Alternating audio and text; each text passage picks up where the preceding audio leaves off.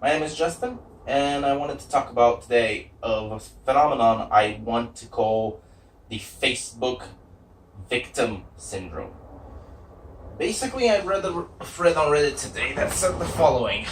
Public service announcement. Facebook Messenger for Android now automatically checks share to my story. Every picture you take with the in-app camera is checked to be shared publicly. Be careful when sharing photos. In my opinion, we desperately need an alternative to this cancerous piece of stuff.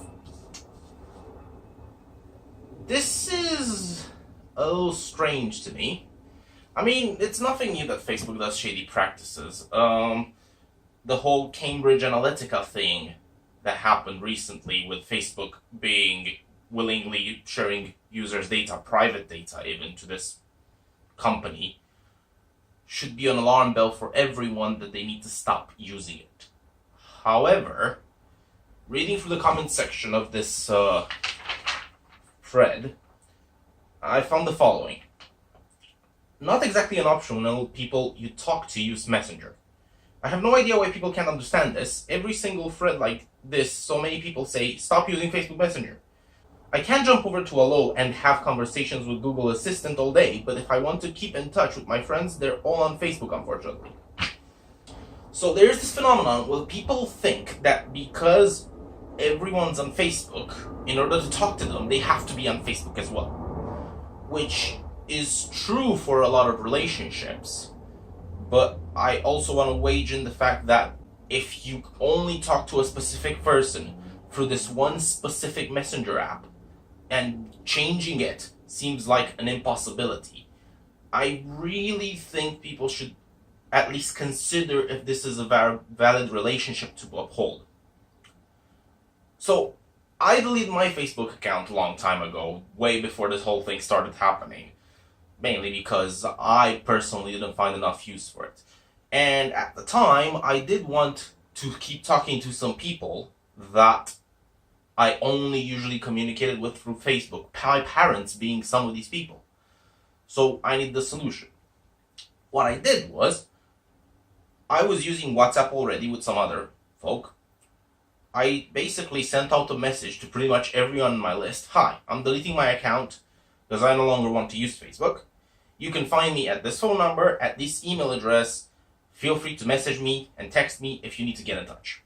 And send out that message to everyone. And pretty much job done. Closed my account and got it deleted off their servers, they say permanently. My parents obviously was pretty easy. I needed to convince them to do something else. I just installed WhatsApp on their phone and that made it simple. And then we video chat through Skype like we always had. However, a lot of the people I used to have spontaneous chats with on Facebook, I all of a sudden stopped talking to. Because while I did consider that I made an effort to make myself available to them if they needed to come in contact, they had by no means tried to get in contact with me. And as a disclaimer, I didn't just send out that message and immediately deleted my account. I did leave it open for another week or so people can have time to reply to me. Maybe send me their own details or say, sorry, I don't use WhatsApp. Could we talk on Viber or something? And truth be told, those people, I can't say that I've missed terribly from my life. It's people who I didn't really keep in touch with, apart from seeing the odd picture on Facebook and saying hi every now and again. So, for those people that feel in this position, that they are trapped within Facebook's ecosystem, because that's how they talk to everybody else, consider if the people that you really talk to, do you actually gain any benefit from talking to them? One of the best ways to actually convince yourself of this is do what I did. Send out a message, not necessarily saying you're deleting your Facebook. Maybe you're not ready to do that. Maybe use it for something else as well. But at least saying, hi, I no longer am happy with the way Facebook Messenger is behaving due to that and due to the Cambridge Analytica and whatever reasons you might personally have with it. Would it be possible for us to stop talking through this and talk through WhatsApp or Telegram or X, I think, or Signal, or there's so many of them. Viber. And see who replies and who doesn't. I'm saying this because I don't think it's healthy for any one person to think that they are forced into using one specific platform that is so shady when it comes to their own private data. It's a little bit sickening to actually witness a lot of people online thinking I am a hostage to an internet company because that's who everybody else is a hostage to. You don't have to use Facebook. You don't have to use any of these apps. If you want to send mail, you still can for the Royal Mail in the UK. First of all, think about that. Think about if you're actually trapped within this ecosystem, or is it just maybe an over-analysis of something that is not there? Then, to the people that usually make these complaints that, oh, I must use Facebook because that's what everybody else is. If you think that what I've said before is bullshit and all of your connections on Facebook are very important to you and you need to talk to them constantly, and that may be true for some people, especially for extroverts, because they keep in touch with a lot of people. That's how they feel good. They need to communicate constantly. They need to go to events, and Facebook is amazing for facilitating this, talking to groups, organizing events off the bat. It's great for that. You need to then decide if you want, what do you value more? Do you value all of your connections, or do you value your privacy? You can't go online and complain how poorly Facebook is being run, but then claim that you have no choice. You always have a choice. You always have responsibility.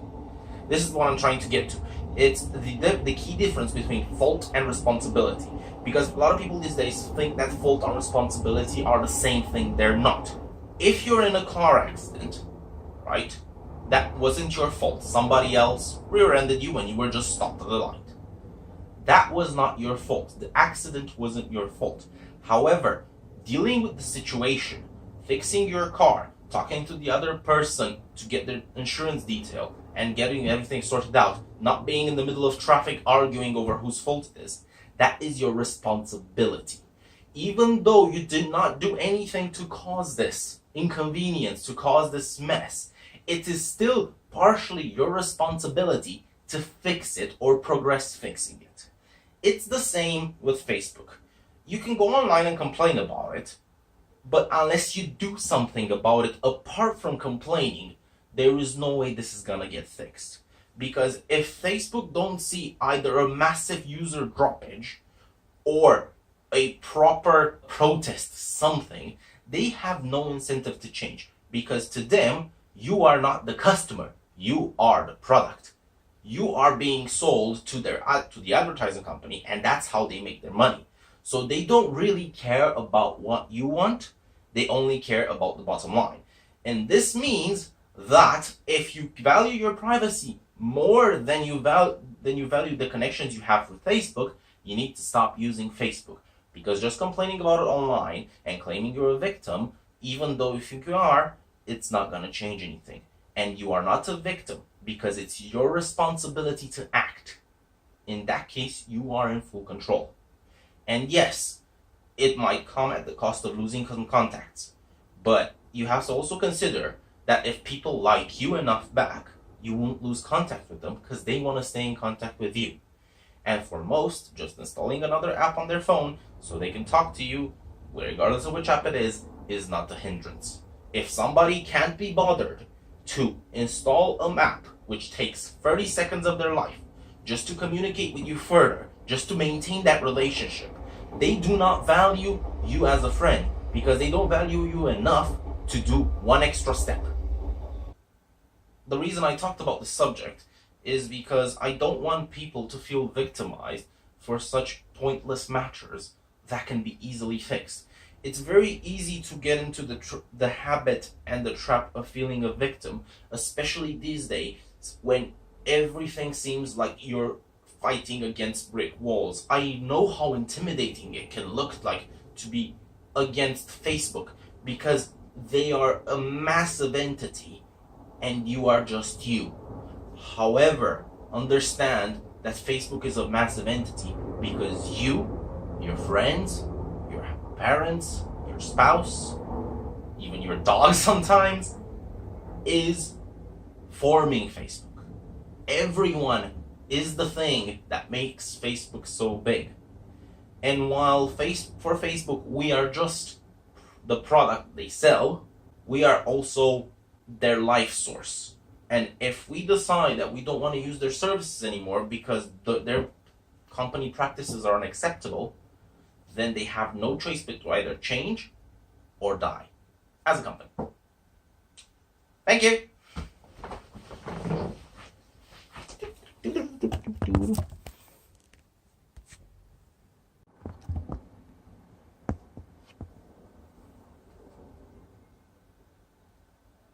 That's basically what I had to say. I really hope you enjoyed the video, and thanks for watching.